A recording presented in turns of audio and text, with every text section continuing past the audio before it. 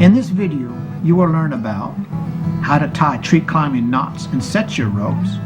And now we're going to talk about ropes. Tree climbing needs specialized ropes. Just any old rope is not going to do. You don't want to use a rock climbing rope, and you don't want to use a stiff caver's rope. What makes these ropes specialized for tree climbing is their construction and their weave and the materials they make in the rope. First off, you don't want a stretchy rope. You don't want a rope that's going to bounce up and down. You want a fairly close to static rope. You want a rope that takes knots easily. It's a very soft rope that you can tie your knots into. And also too, you want a rope that's designed for moving over a surface, like a branch. The other ropes that you get, like rock climbing ropes and caving ropes, they're not made for moving over a branch. So they can melt and they can malfunction much more easily than this rope here. They come in some different variations, and they certainly come in lots of different colors nowadays. This rope right here is a 1/2 inch diameter rope, or 13 millimeters. This is your standard diameter rope thickness. You'll notice that it's a braided construction, and it is an arborist rope. This rope right here is another arborist rope, but it's a little bit smaller diameter, and it's a lot easier to pack into your trees. This is a 11.5 millimeter diameter rope, or 7/16 plus a little bit more. As for rope length, probably beginners would be fine starting off with like a 120-foot rope. It will also depend on the tallness of your trees. If you're climbing in an area where there's really high trees, then of course you want to start off with a longer rope, like a 150-foot rope. But 120 feet is a good place to start. The next thing you need is a really good helmet. Don't get a cheap helmet, always get a good helmet. Rock climbers' helmets are great. Bicycle helmets, hockey helmets, not appropriate. You want a helmet that's made for impact on the top. Most helmets are designed for this. Some helmets are designed for side impact and front impact. So that's something you want to ask about. Get a good helmet with a good strap system. Don't get a helmet with just a single strap, because they easily fall off and they really don't give you good suspension on your head. Get a helmet that's comfortable to wear. If you're going to be wearing this in the summertime, get a helmet that has some vents. If you're climbing in the wintertime, you may not want to use a helmet that has vents. Okay. These are the weights we use to get our lines placed in the trees. These are called throw bags. And these are like bean bag weights. So if you were to make a mistake and miss your throw and you accidentally hit yourself, they're bean bag weights. They won't hurt you. We attach the throw bags to a thin throw line, and they come in different thicknesses, these lines. And the reason we use different thicknesses on the lines is because if you have a thinner line, like this line right here, you can throw it further. But the downside to a thinner line is they're a lot harder to hold because they're so thin. You're going to need 2 different lengths of line. This is the one that I take up into the tree so I can advance the rope from branch to branch. But your long throws, your throws from the ground, you're going to need at least about 150 feet of line. This one here is about 75 feet. A critical piece of equipment we're going to talk about now is your connection to the rope, and that's with a carabiner. There are different styles of carabiners, there's different colors, and there's different ways they work. When it comes to life support, you have to know that the carabiner is locked and safe. For life support carabiner, what you're hanging from, you must use a double locking carabiner. They come in different styles, and this style here uses a push button style. It takes 2 separate motions to open the gate. You have a green button, you've got to press it, twist it, that's motion 2, and open it up. These are 2 different motions. Again, motion 1, push the button. Motion number 2, twist the gate, and it opens. Here's another double locking style carabiner. This one doesn't have a button. This is a barrel locking carabiner. You push the barrel up. That's motion 1. Motion number 2, you twist it and you open. This is another kind of carabiner. It doesn't lock. This kind of carabiner is an accessory carabiner. This is for like hanging gear and stuff off of your harness. You'll notice it doesn't have a locking mechanism. Never ever hang your life off of this kind of a carabiner. Use a double action carabiner for life support. This is a screw link. This is a life support connection. This is the connection used with new tribe harnesses. As you notice here, you shut it by screwing it shut. The good thing about this connection here is it is multi-directional. I can load it up at this point here, and this point here. With a carabiner, I can only load it twice, two different ways, at this point here and this point here. The next thing we're going to talk about is cambium savers. They're also called rope savers. These are devices used to protect the tree and the rope as it's draped over a branch. This one here is a leather sleeve. It's very simple. Another kind here is we have a plastic conduit. It just slips in like here, just like the leather sleeve. And then for bigger branches, we might use a bigger sleeve. It's called a house sleeve. How it works, and we'll show you how to do this later, is the rope is threaded through the cambium saver, and this is your branch. So what it's doing is, as the rope moves, it's protected from rubbing against the branch right here. This is a foot loop. It's about 5 feet long untied, and it makes about 2.5 feet long when it's tied up. What it's used for is while you're climbing, most people don't have a lot of upper body strength, so you attach this below your climbing knot, so you sort of step in it, and your body weight hoists you up into the tree. Finally, we come to the gloves. You don't have to have them, but it makes climbing a whole lot easier. Now this style of glove here, you notice that the fingers are cut out, so it makes it a lot easier to open carabiners and close carabiners because your fingers are bare. The important thing about the gloves that you select is you want them to have a tacky surface so you can grip the rope easier. If you use a leather glove, it tends to slide around. It's harder to grip.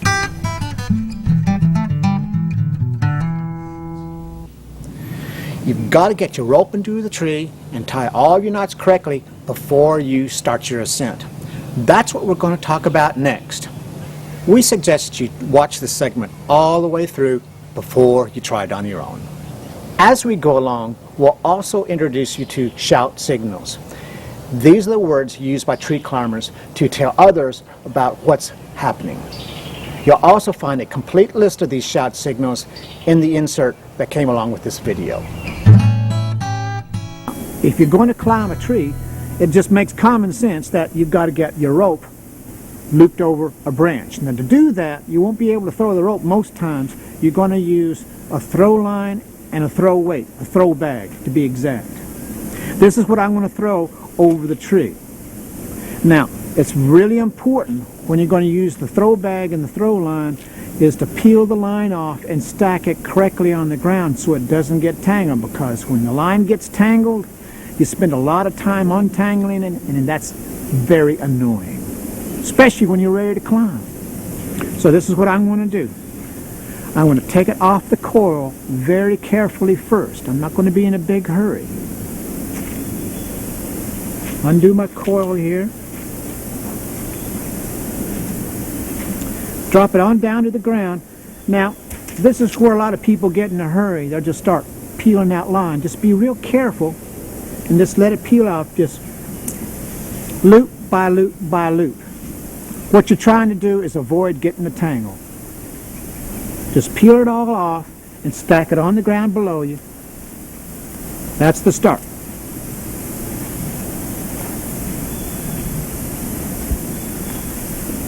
Now, if the line does get tangled while you're taking it off the coil, it's easier to untangle it by opening up the tangled coils as opposed to pulling them tight.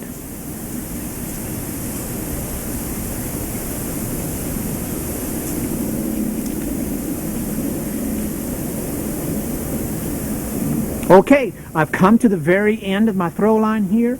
and I'm going to restack it back on the ground. That way, when I throw the line, then it'll just peel off in a very organized fashion. Now, this very end that you just got in your hand here, throw it to the very side just like that so you know where your end is. Okay, I'm going to restack the line back on the ground just like this. Very simple. Just let it fall where it wants to fall.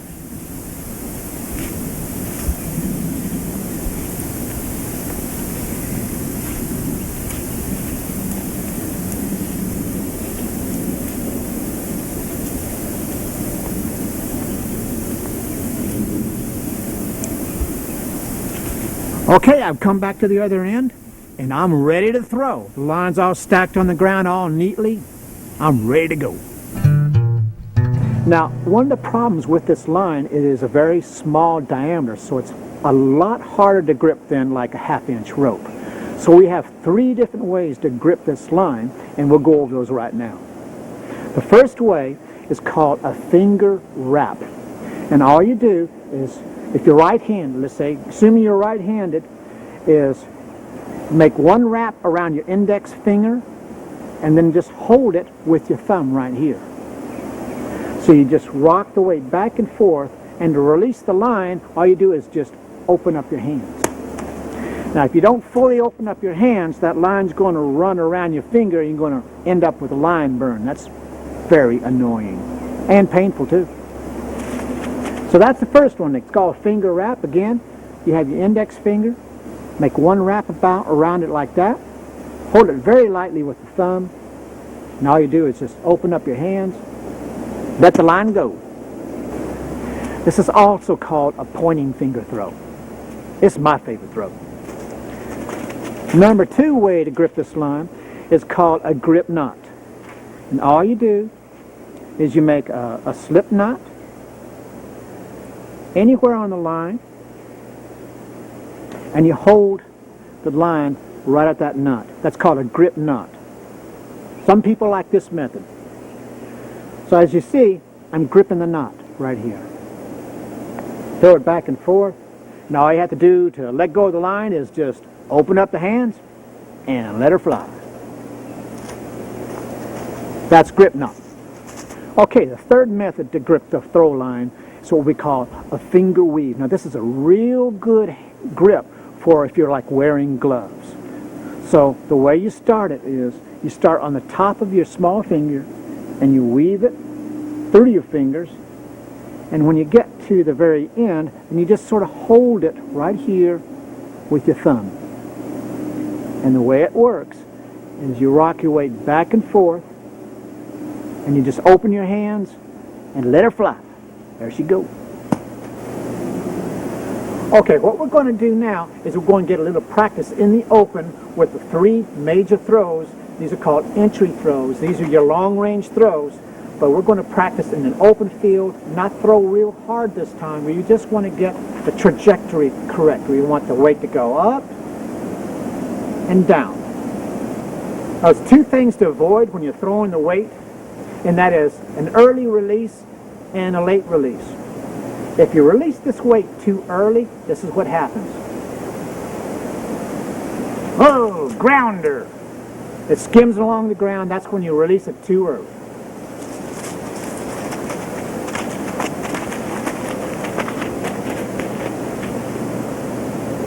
If you release it too late, then you get, oh, wrong tree. The tree behind you.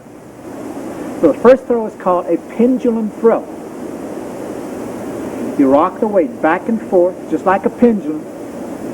Look down, you side it, invisible line you create. You yell throwing before you throw. Throwing!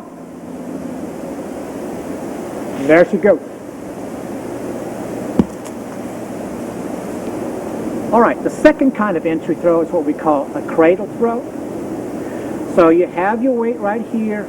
I'm going to stuff one of my loops right through the top steel ring right here. And I create a cradle. I'm cradling. Have your fingers, your hands, equal to each other.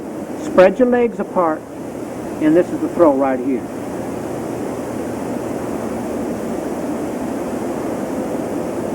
Throwing. Now you notice my hand sort of ran through my hand here when I throw through it. You can use that if the throw's going wrong. You can grab that line and jerk it back. The third kind of entry throw is what we call a single cradle throw. So basically, just like the other cradle throw, we stuff a loop through here. But rather than going between our legs, we're just going to hold both loops with one finger right here. And it's going to be like a pendulum throw, but it's a cradle throw. You're still cradling that line through that steel ring. Throwing. All right. And again, I can pull it back when that line goes through that hand if you have to. The next set of throws is what we call the canopy throws. These are short-range throws you're going to be using once you're up in the tree. On a canopy throw, you're going to be directly underneath your target branch. With an entry throw, you are throwing at a 45-degree angle, but when you're up in a tree and a canopy throw, you're going to be right here directly underneath your branch. So your throw is going to have to go up, directly over your head, and down. So what we're going to do first is we're going to do a little bit of practicing while our feet are on the ground with a branch that's directly over our head. This first throw is what we call a forward arc throw. Now the reason we call it a forward arc is because I'm going to spin it to the front of me. This is a forward motion. Throwing. Up and over. The reverse arc has the weight coming over and going to your back. Same throw, it's a pendulum throw. Throwing.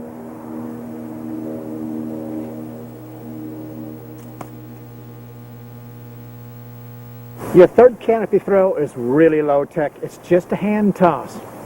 So basically all you're doing is just grabbing it in your hand, throwing, throw it up. That is considered a short range throw, but I saw one fellow throw it 40 feet, so who knows? Okay, we're ready to get that line into the tree, but before we throw the line, what I'm going to do is I'm going to attach the very end of this line. I'm going to tie it to my belt loop here. That way I know where it is, and if I miss my shot and the line gets pulled up and over into the tree, I won't lose the end of my line. Okay, I'm ready to throw. So I'm going to rock it back and forth. This rocking motion creates an invisible line. That's my aiming mechanism. So I just rock it back and forth. I sight right down, look up where I'm throwing at, look down. And make sure you always yell throwing, throwing. Let everybody know you're going to lob something into the air. All right.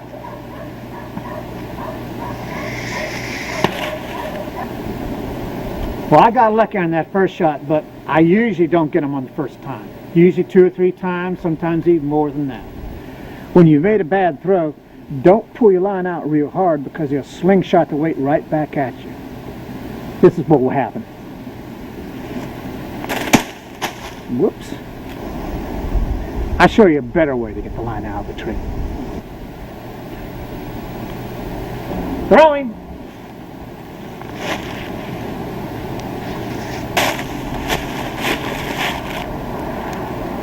So that's what I want to do. Rather than pulling my weight up and out to do with the tree, I'm going to go ahead and untie it here, and that way I won't take the risk of getting this thing all hung up in the tree. All right, ready to pull it out.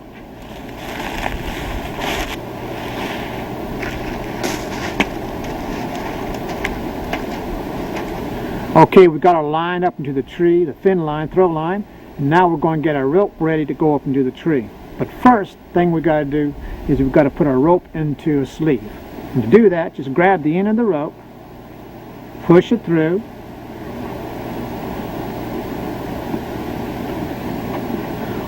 pull up some slack, and on the long end of the rope, standing part, tie yourself a slip knot or a safety knot, just like that. Very simple. Okay, we're ready to put the climbing rope onto the throw line. Of course, we've got to take the bag off first. Put it someplace you don't forget it. Now what we're going to do is we're going to attach the throw line to the climbing rope, then we're going to pull it up and over. To do that, we're going to tie a ground line hitch. It's on the line. I'm going to do a loop right here. I'm going to wrap it 2 or 3 times.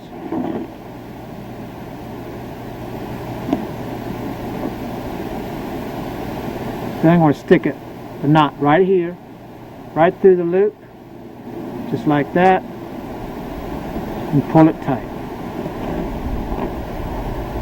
That's the first knot. Okay, we just got 3 more knots to tie. We're really not knots, they're loops. That's all they are. Just make a loop, stick your rope through the loop, pull a little bit, and you know you've got it right when it holds. I'm going to do 2 more.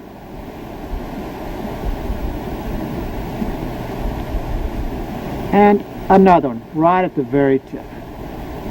That's what you got. Let me show you again from your point of view. Make a loop on the top. Push it right down on top of your rope here. Then make about 3 or 4 wraps. Doesn't matter how many times.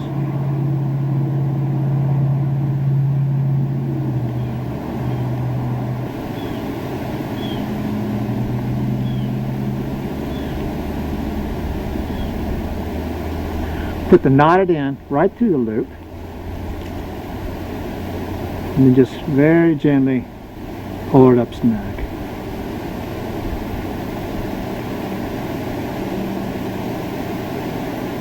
There it is.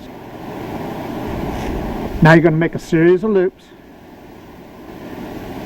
Face the loop downwards, like this, and push the rope through. You got it right. When you pull up on it, it holds. If you face the loop in the wrong direction, when you pull on it, it's going to untie itself. You just flip it over. It's very simple. Here. And do 2 of them right at the very, very end. 1. And do another loop right here. 2 right at the very end. Just like that. There it is. Alright, we're ready to pull the rope up. So we're going to pull her up very slowly. You'll notice that sleeve's going right up.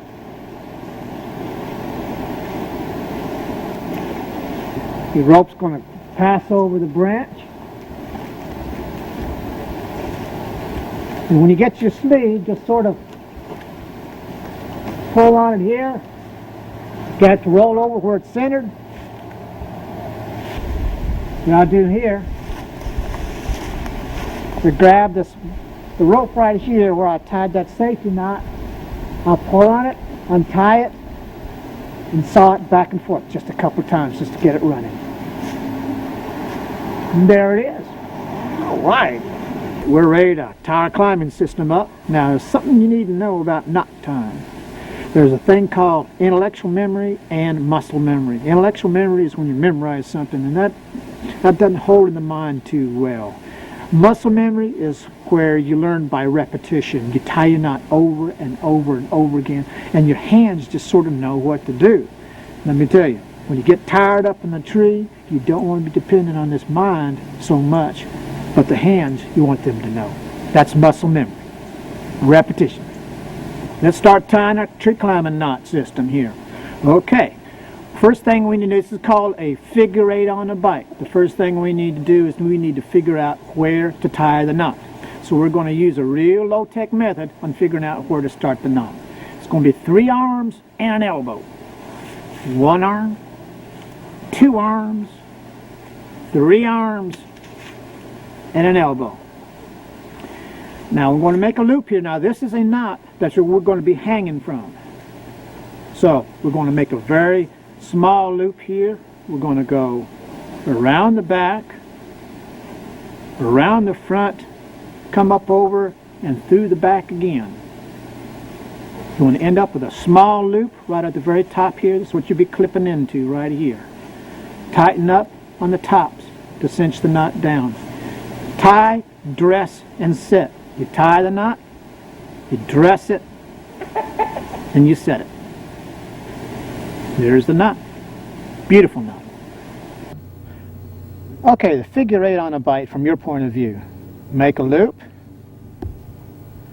cross around the back side, come around the front, then come around the back again, stuff it through, you tie, dress it, and set it. You want a small loop right here. There's your figure 8 pattern right there. Beautiful knot. Okay, we're ready to tie our second knot. This is called a bridge knot. Some people call it a rescue knot. In our 20 years of our tree climbing school, we've never had to use this knot, but we tie it just the same anyway. The knot is a single figure 8. It's tied right up against the figure 8 on a bite. So just tie it right here, make a loop, come around the back way, and then come right through the top and stuff it with your thumb right here.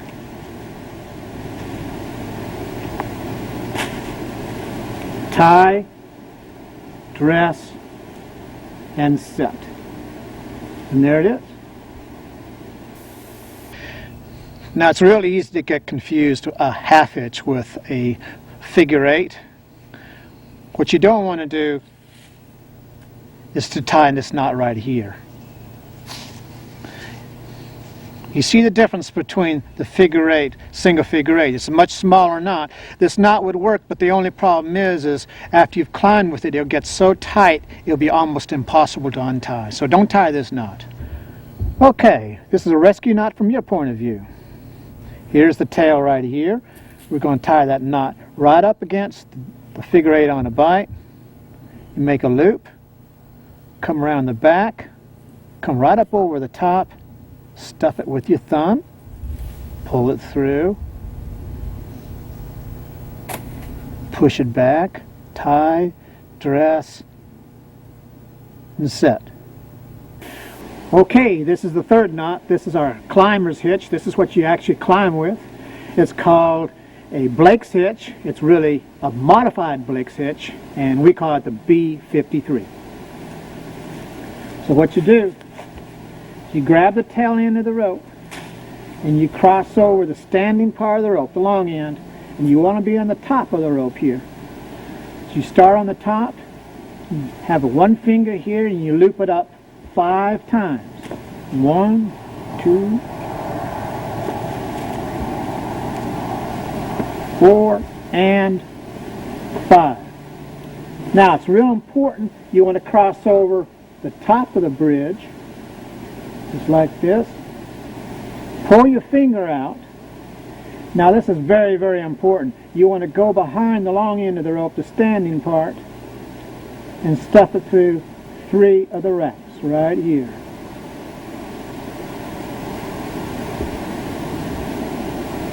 Pull up tight. Dress it. And there it is.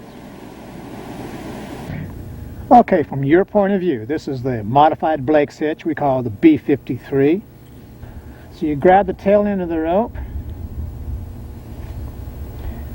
you cross it over the long part of the rope, the standing part, be right on top of it. I'm going to wrap it around my fingers 3 times. 1, 2, 3. Then the top 2 wraps are going to be around the rope. 1, 2. Okay, now bring that tail end on top of the bridge, cross it over the top of the bridge, and very importantly, the tail here, you want to go behind the standing part, behind the long part of the rope, pull your finger, and tuck it on 3 of the wraps, right behind the back here.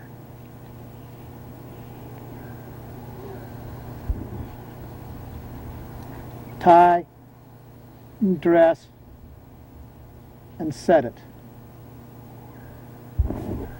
And there it is. Okay, the next knot is a familiar knot that we know. It's a figure eight, single figure eight.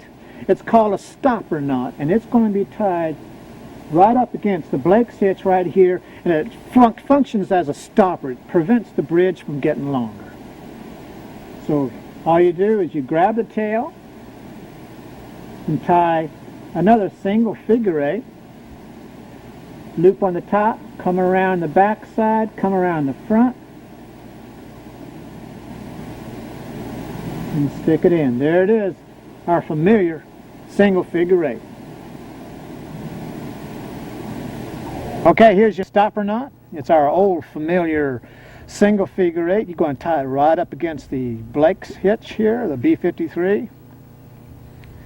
So you cross over the top here, come around the back, cross over the top, stuff it with the thumb. Push it up against the B53, tie, dress, and set. Okay, so what we have here is we have a figure eight on a bite. That's what we clip into. The bridge knot, rescue knot, which we've never used yet. I hope we never have to use. We have the modified Blake's hitch, B53. Then we have the stopper knot right here. Now, there's one more knot I'm going to show you right here. We have two more knots actually. And this knot is usually tied while we're climbing, but I'll show it to you right now because we're close to the ground. This is called a safety knot. Okay? All you do is you make a loop here, cross on the top, stick your hand through the loop, and pull another loop out. Tie it, dress it, and you set it.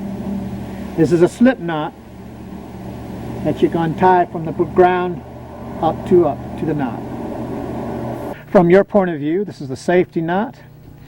And basically all you need to do here is you make a loop on the top, reach through the loop, and pull a loop out. Okay, this is a safety knot. Now what this is for is this is to provide you some backup protection. So when you're coming down out of a tree, if you come down too fast, this knot would jam up against the Blake's hitch and stop you. Now we normally don't tie it this low to the ground. We usually tie it when we're about 8 feet off the ground. But this is just to show you how the knot works. But as you're coming down, you're descending, you'll need to untie them, and all you have to do is just pull on the bottom, then you untie the knot. Very simple. Well, okay, this knot completes your basic climbing knot system. It's called a bitter end knot, and as it implies, it's tied right near the very end of your rope. Now this knot here is going to save your life someday, because as you come down out of a tree, this knot will prevent you from falling off the end of your rope. The bitter end knot. Now it's real simple. It's a familiar knot. We know this knot. It's a single figure eight. We're going to tie it about 5 feet from the very end of the rope. It's very important. Don't tie at the very end. Tie it 5 feet from the end. Tie me a single figure eight, make a loop here, come around the back side, our familiar knot here, come around to the front, stuff it in, tie it, dress it, and don't set it too hard, just a little bit. And there it is. Okay, this is the last knot from your point of view. This is the bitter end knot. Tie it from the 5 feet away from the very, very end of the rope. It's our good old familiar single figure eight. You cross over the top, come around the back side, come around the top, stuff it with your thumb, tie, dress, and set. There it is.